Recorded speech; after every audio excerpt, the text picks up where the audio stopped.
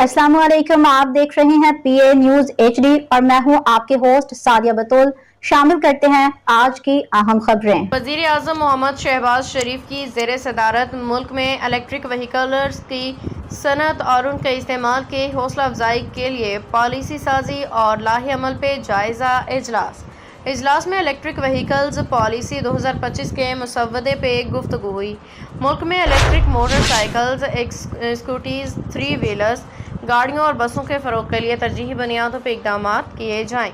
Electric vehicles के लिए charging station और बैटरी स्वापिंग स्टेशन के क़याम को भी यकीनी बनाया जाए।